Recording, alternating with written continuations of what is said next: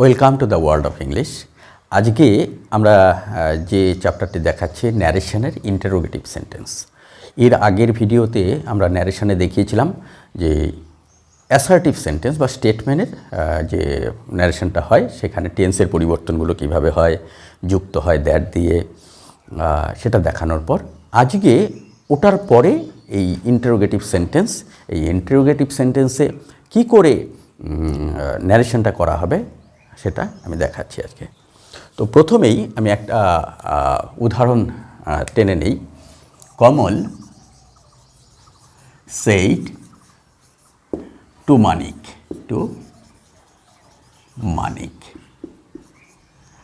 Kamal said to Manik, comma inverted comma, do you help me,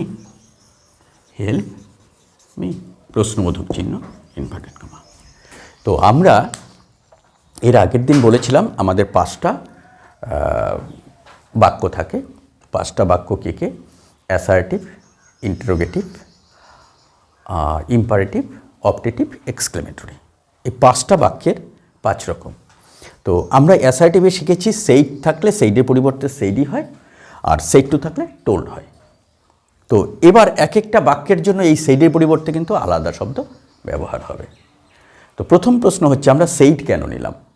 সেইডটা এই কারণেই নিলাম যে টেন্সের এখানে পরিবর্তনটা শুধু পাস্ট, এই রিপোর্টিং আগের দিন বলেছিলাম এটাকে বলছে রিপোর্টিং স্পিচ, এটাকে বলছে রিপোর্টেড স্পিচ। এই রিপোর্টিং ভার্বটি যদি পাস্ট টেন্সে থাকে তাহলেই এই টেন্সের পরিবর্তন হয়, না হলে কিন্তু টেন্সের পরিবর্তন হয় না। এটা যদি থাকতো কমল সেইস টু মানিক বা কমল উইল সে মানিক, তাহলে এটা টেন্সের পরিবর্তন হবে না। যার জন্য আমি ফিউচার টেন্স বা প্রেজেন্ট টেন্স নেইনি, যেহেতু টেন্সের পরিবর্তনটা দেখাবো এবং নিয়মটা টোটালটা দেখাবো, যার জন্য আমি একটা পাস্ট ফর্ম নিয়েছি। তো পাস্ট ফর্ম নেওয়ার পর সেইড টু এটা পাস্ট দেখেছি। এবার এখানে বলা আছে যে যদি পাস্ট ফর্ম থাকে তাহলে এটা টেন্সের পরিবর্তন হবে। এইবার প্রশ্নবোধক বাক্য মানে আমি কিছু জিজ্ঞাসা করছি, আর ডিরেক্ট উনি কমল জিজ্ঞাসা করেছে মানিককে ডিরেক্ট, তুমি কি আমায় সাহায্য করবে? এবার আমি যখন বলবো বা তুমি যখন বলবে, তোমরা যখন বলবে বা অন্য কেউ যখন এই কথাটা বলবে তখন ইনডাইরেক্ট হবে। ওর মুখের কথাটা আমরা বলা ইনডাইরেক্ট। এবার আমরা যখন বলবো তখন এটা বলবো তো কমল জিজ্ঞাসা করেছিল মানিককে যে সে কি তাকে সাহায্য করবে, এমন বলবো বাংলায়। তো এইবার ইংরেজিতে কি করব? তো প্রথমে মনোযোগ থাকবে। তো এটা ইন্টারোগেটিভ বাক্য যদি হয়, ইন্টারোগেটিভ INTERROGATIV, ইন্টারোগেটিভ যদি হয় তাহলে এই সেইডের পরিবর্তে আক্সড ASKED, আক্সড অথবা এনকুয়ার্ড ENQUIRED, এই দুটো শব্দ ব্যবহার হয়ে থাকে সাধারণত। ওয়ান্টেড টু নো আরও হয়ে থাকে, কিন্তু এই দুটোই আমরা আক্সডটাই বেশি ব্যবহার করব প্র্যাকটিসের জন্য। আক্সড, ঠিক আছে, সিম্পল আক্সডটা দিয়ে ব্যবহার করে সবটা শিখে নেব, তারপরে আস্তে আস্তে আমরা আর্ট ব্যবহার করব। তো প্রথম কমল সেইড টু মানিক, আমরা অ্যাসার্টিভ সেন্টেন্সে দেখেছিলাম যে সেইড টু থাকলে সেইড টুর পরিবর্তে টোল্ড হয়ে যায়, কিন্তু যখনই প্রশ্ন দেখব, প্রশ্ন এনকোয়ারি, এই প্রশ্নবোধক চিহ্ন দেখব, তখনই এই সেইড টুর পরিবর্তে হয়ে যাবে আক্সড। হয়ে গেল রিপোর্টিং। এবার বলতে পারো তো আক্সের জায়গায় আস্কড এস বসতে পারতো, যদি এটা এস হতো, যদি প্রেজেন্ট টেন্স হতো এটাও প্রেজেন্ট টেন্স হতো। এটা উইল সেইড যদি থাকতো তাহলে উইল আস্ক হতো। সিম্পল, আমাদের ওইগুলোর মধ্যে হচ্ছে না, তাই এটা আমরা পাস্ট ফর্মে বুঝবো বলে পাস্ট ফর্মে নিয়ে নিলাম।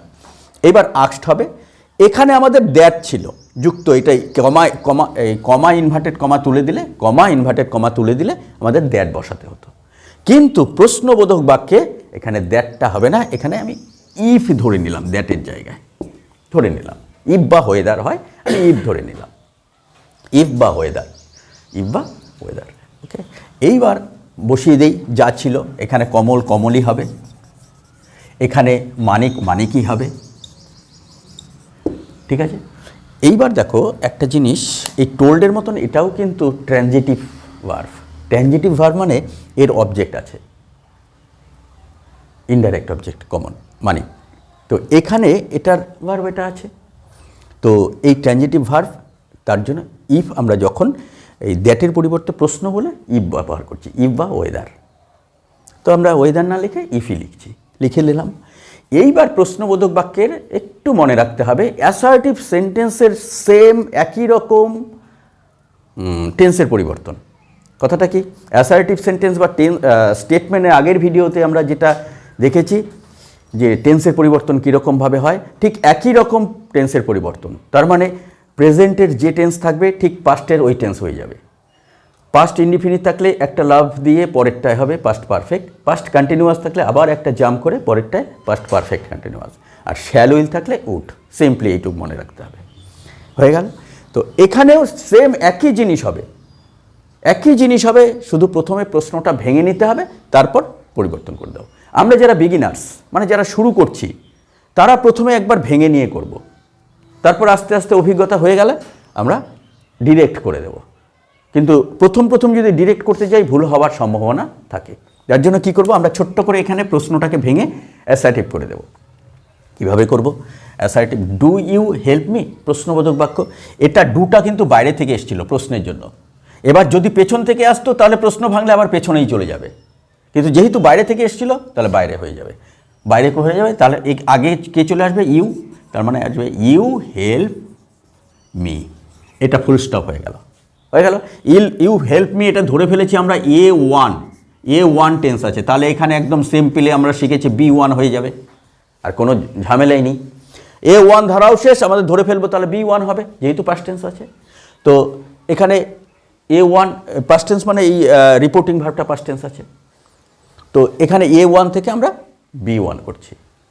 তাহলে এবার B1-এ আমাদের সূত্র জানি V2 হয়, এখানে V2, B1 শেষ, আমরা মনে রাখবো B1 মানে V2। V2 কেন? ডু ডিড ডানের মাঝখানেরটা, V2 মানে টুটা মানে মাঝখানেরটা, প্রেজেন্ট পাস্ট পাস্ট পার্টিসিপল, এই তিনটে, ওই মাঝখানেরটাকে V2 বলা হয়। তো এইবার দেখো ও বলছে ইউ, এখানে আর একটা কথা বলেছিলাম এর আগের দিন, এই পার্সোনাল প্রোনাউনগুলো ধরতে গেলে প্রথম যারা থাকবো তারা কিন্তু একটু 3 মার্ক দিয়ে ধরবো। এই ইউটাকে মানে, আর মিটা কমল, এই যে ধরে ফেললাম, কোনটাকে এটা ধরে ফেললাম। তো এইবার এখানে ইফ, এটা তো হলে ইউটা, ও বলছে কমল বলছে তুমি, আমি বললে তো আর, বা তুমি বললে তো, বা অন্য কেউ বললে তো আর তুমি বলবে না, আমরা বলবো সে। কি বলবো মানে কে? সে। ও বলছে তুমি, কিন্তু আমি বললে বলবো সে। তাহলে কি হলো? হি। V2 কি? হেল্পের V2 আমরা জানি ইডি, হেল্পড ইডি, হেল্পড। এবারে মিটা হলো কমল, ইফ হি হেল্পড হিম বলতে এখানে কমল। এবার কি এলো? ইফ বা whether he helped him, simple. এটা যদি থাকতো কমলের জায়গায় যে কোনো তাপসী, তাহলে দেখো Tapasi said to Manik do you help me, তখন তাপসী যেহেতু মেয়ে তাহলে হিমটা তখন হার হয়ে যেত, ব্যাস হিমটা হার হয়ে যেত, হয়ে গেল ইফ হি হেল্পড হার। এটা ঠিক এই নামটাও পরিবর্তন থাকলে তাহলে ইউটাও হার হয়ে যেত। আমাদের দেখতে হবে এখানে কিন্তু এটা টেকনিক্যালি আমাদের দেখতে হবে পার্সোনাল প্রোনাউনটা কোনটা কে, এটাকে ধরতে হবে। ন্যারেশনে কিন্তু এটাই খুব রিমার্কেবল যে কোনটা কে এটাকে ধরতে হবে। ন্যারেশন মানে ডিরেক্ট থেকে ইনডাইরেক্ট স্পিচ, এটা এখানে ভুল করলে কিন্তু গ্রামাটিক্যাল মিস্টেক হয়ে গেল। তো এখানে হয়ে গেল ইফ হি হেল্পড হার, এটা হলো প্রশ্নবোধক বাক্য ইফ।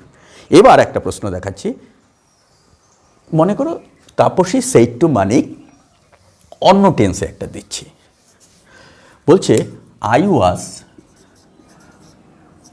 ওয়াজ কলিং ইউ, প্রশ্নবোধক চিহ্ন, আমি তোমায় ডাকছিলাম অতীতকালে, তো এখানে কমা দিয়ে দিলাম, ইনভার্টেড কমা, ঠিক আছে।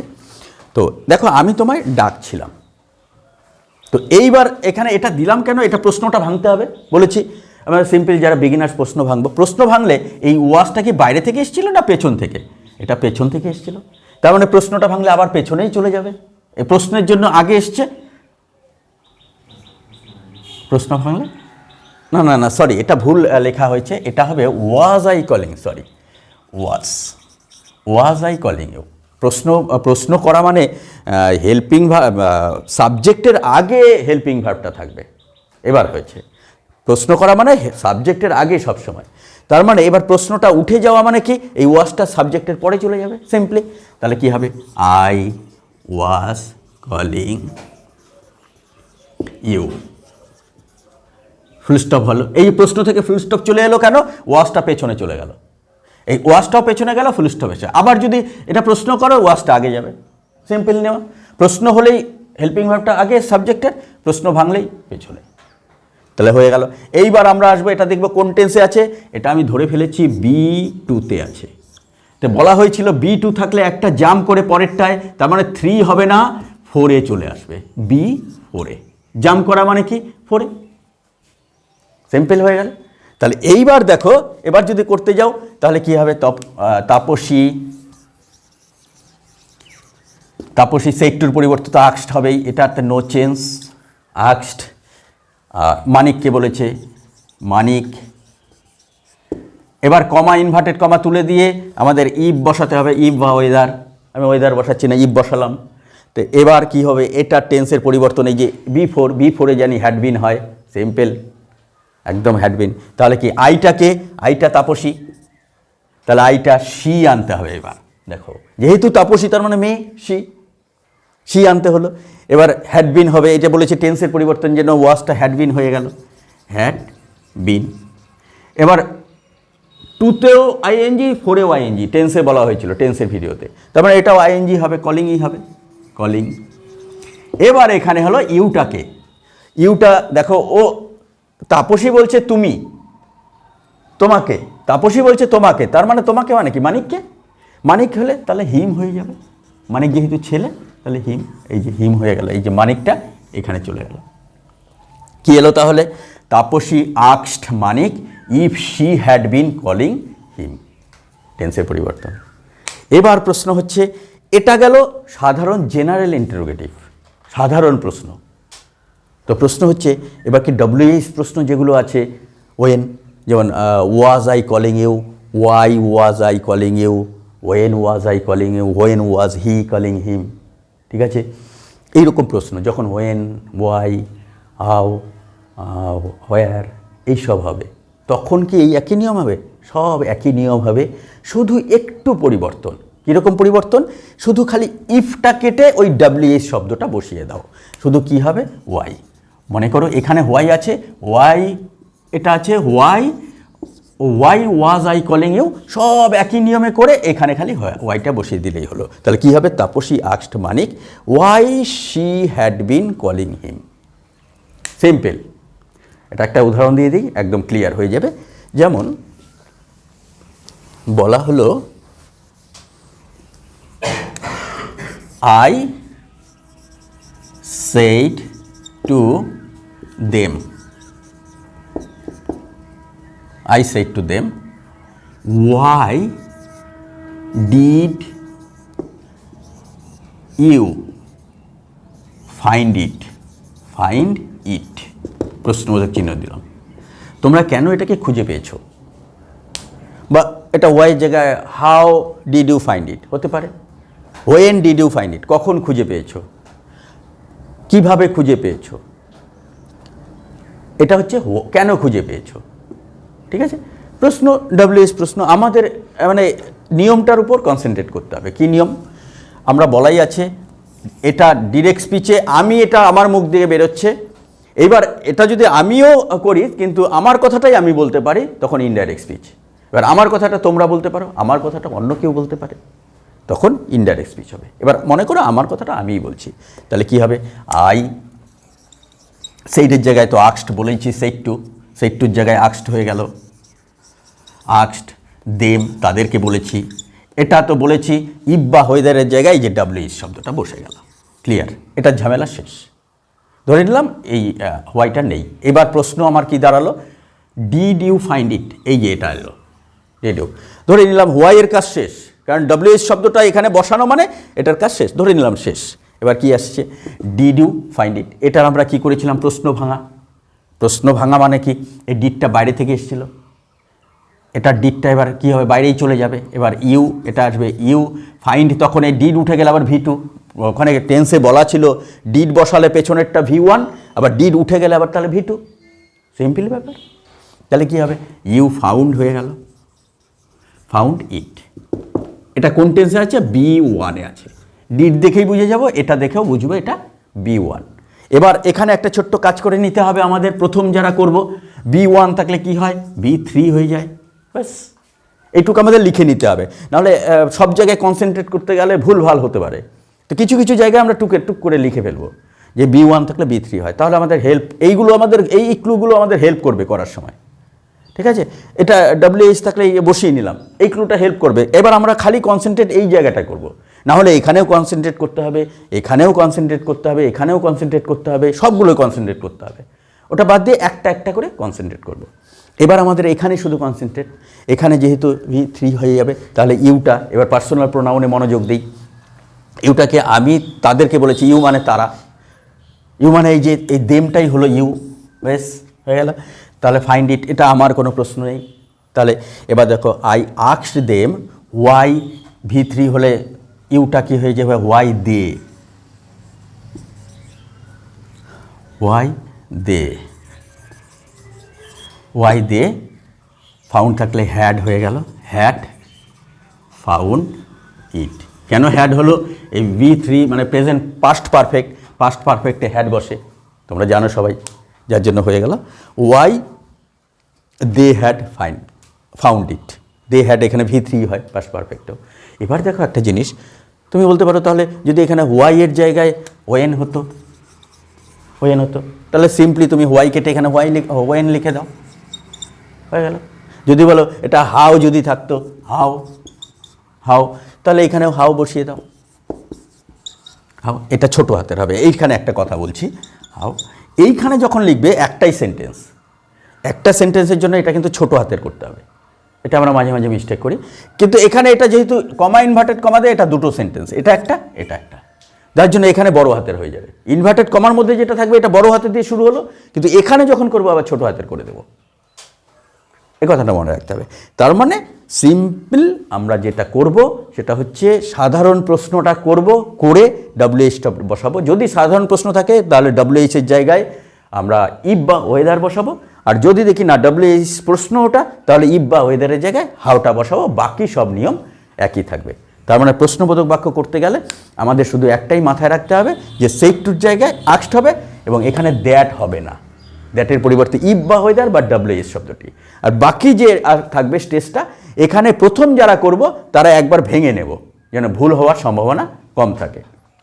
আর যখন আমরা এক্সপার্ট হয়ে যাব, অভিজ্ঞতা হয়ে যাবে, তখন ডিরেক্ট ডিড দেখেই ধরে নেব যে এটা পাস্ট ইনডিফিনিট, ডিডে থাকলে হ্যাড হয়ে যাবে, ডিরেক্ট করে দেবো দে হ্যাড ফাউন্ড ইট।